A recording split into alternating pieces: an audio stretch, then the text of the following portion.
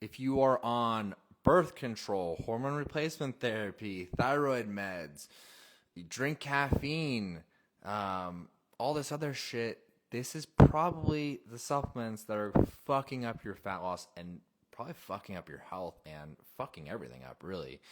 I'm going to get into it right away. So, in terms of supplement interactions, you want to be very careful on what you are and what you aren't taking, because if you're taking certain supplements and you're also on SSRIs, or you're also on thyroid medication, you're also on HRT, you're also on birth, like all these other shit, it does interact, and that can really fuck up your health, and it can really fuck up your hormone health, and it can also really fuck up your fat loss. Okay, so I went over St. John Wort last week. I think I did a live on it. I don't know. My fucking brain is not working anymore because I had 10 calls yesterday.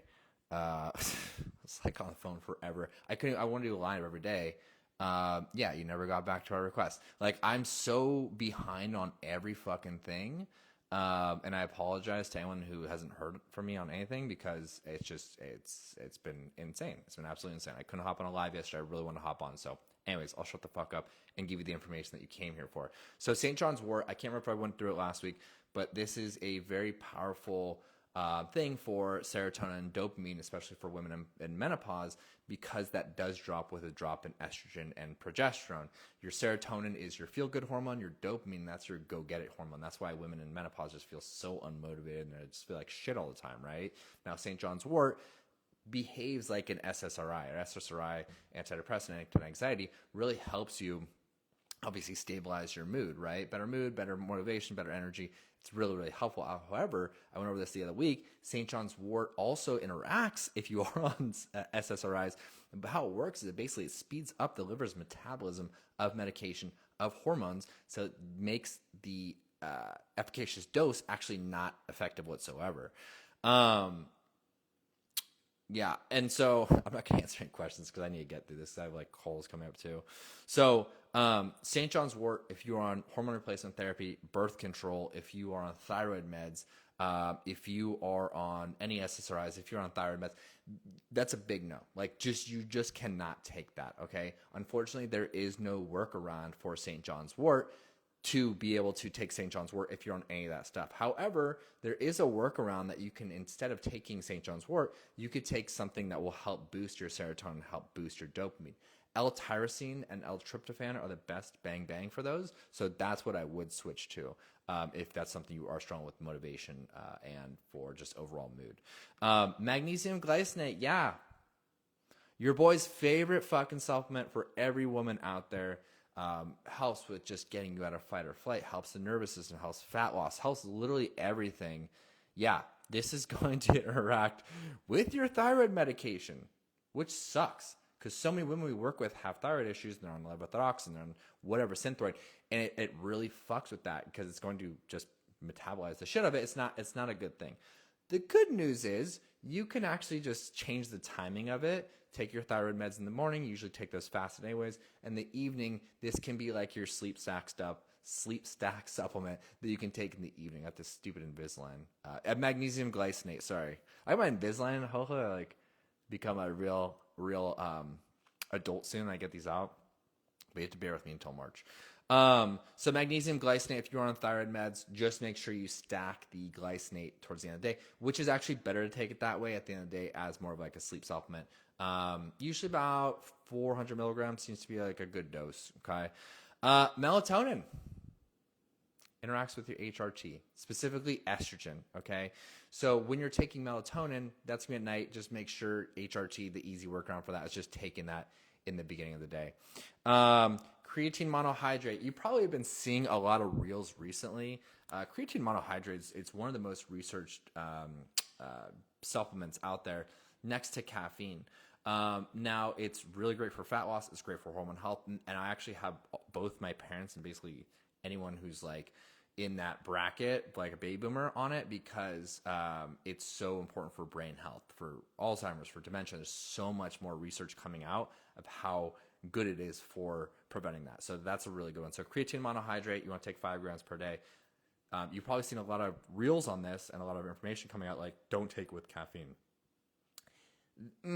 It's like, yeah, it does interfere with the effects of creatine, but that's only if you're drinking like more than 200 milligrams a day, which is like 2 cups of coffee or like 4 shots of espresso. Um, but the caffeine half life's pretty. I went over that caffeine half life. As long as you wait 2 to 4 hours, you should be good. So what you could do, a good switch, is to just take it before or after your workout. Melatonin and HRT you don't want to take together, right? So just make sure you're taking your HRT in the morning, specifically if you're on estrogen, which is everyone out there. Berberines for insulin sensitivity and overall blood glucose levels. Insulin sensitivity is basically when you consume the carbs, you store them as energy instead of fat. Insulin resistance, it makes it so you store belly fat. It turns down your fat oxidation, your fat loss switch. So it's no bueno either.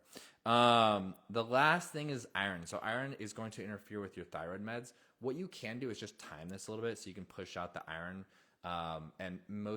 Since so many supplements are going to affect with thyroid meds, I would just take your thyroid meds in the morning and then midday take all the rest of your supplements. Just make it easy for yourselves. Whatever you frequent, I went over like putting all your supplements by your coffee maker, which is where I have it, but wherever you frequent midday. So if you're a working professional, just put it at your desk, right? Easy. If you are a parent, you put it in your purse. So like, just kind of wherever you're going to be. Creatine okay if boomers don't exercise. Yeah, creatine's great even if boomers don't exercise for sure. It's got so many different benefits. Like it's not going to just benefit you from an exercise standpoint. It's from also like a cognition standpoint, a hormone health standpoint. Like it's got a ton of good stuff. Yeah, but iron you can boost the absorption too because by just taking some vitamin C with it. That's going to boost it. So those are all the workarounds. Those are the biggest interactions you will see. So I went over magnesium glycinate, St. John's wort, melatonin, creatine, iron. One I did mess up was activated charcoal. Activated charcoal is a great detox. If you're eating like an asshole for a week or you drank like an asshole and you just need a detox, this is a great supplement to take, binds to all the toxins, flush it out. However, it does bind to meds and other supplements. So this is probably the biggest offender. This one, I would just make sure anything that you do in the evening, since most of like the HRT and all that stuff will be taken in the morning, thyroid meds, all that. SSRI, same thing. Just take in the evening and take it, if you take sleep supplements too, just wait 4 hours before to take the sleep supplements. So like if you take it at 4 p.m., take the activated charcoal, and then take your sleep supplements 4 hours after. That should be good to go. Now, if you're drinking, you're taking your activated charcoal right after, you could probably get away with like 2 hours, 2 to 4 hours, typically how long it takes to clear. I saw a question about ashwagandha. Is Chinese creatine not good? I don't know. I've never used Chinese creatine, but creatine monohydrate, that's what you want to look for. Should you stack magnesium and ashwagandha at night? Yeah, it depends.